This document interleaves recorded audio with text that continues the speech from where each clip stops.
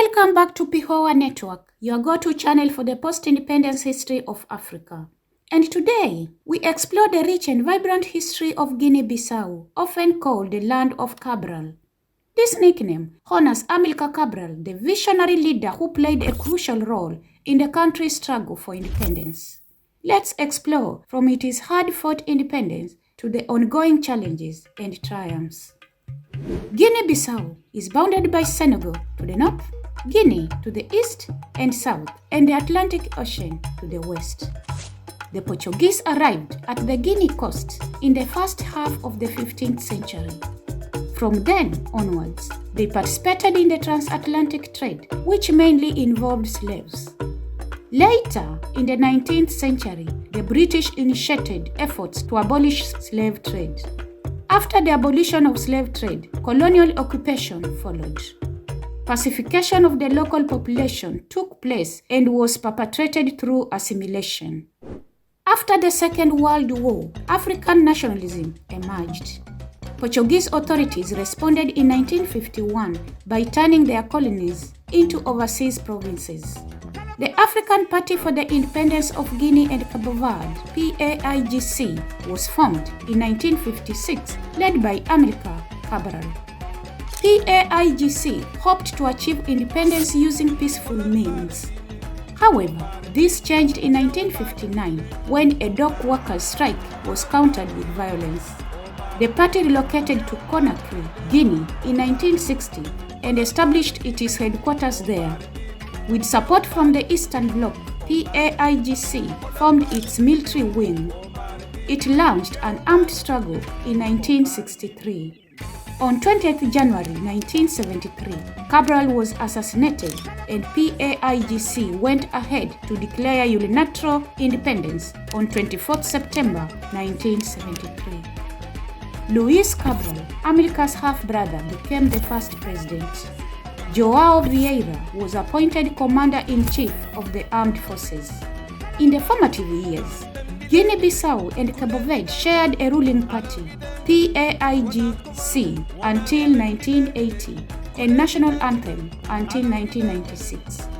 Guinea-Bissau pursued socialism and distanced itself from Portugal. The new government greatly increased access to education. Vieira became prime minister in 1978, following the death of Francisco Mendes. However, by 1980, the country was experiencing serious economic issues. This caused public discontent and Vieira overthrew the government of Cabral. This coup affected the relationship between Cabo Verde and Guinea-Bissau. Cabo Verde severed its relationship with the new government. The Cabo Verdean branch of PAIGC became PAICV, thus eliminating political partnership. Vieira established a military council and suspended the constitution. The country moved from socialism to economic liberalism. Austerity measures were put in place to address the economic situation. Further, the new government restored diplomatic relations with Portugal. The aim was to attract much-needed economic assistance. Economic liberalization had its own challenges, leading to political unrest. Constitutional rule was restored in 1984 and the military council dissolved. Multi-party democracy was introduced in 1991. In its first election held in 1994, PAIGC, led by Vieira, emerged victorious. The country joined the West African Economic Monetary Union and the franc zone in 1997. This move did not resolve the economic problems, resulting in further political unrest. Assoumani Mane, the military chief of staff, was dismissed, further aggravating the political crisis. Regional countries got involved. Vieira was overthrown in 1999 and elections held the following year were won by Kumba Iyala of Social Renewal Party, PRS. Another coup followed in September 2003, with the military accusing Iyala of inability to tackle raging political and economic crises.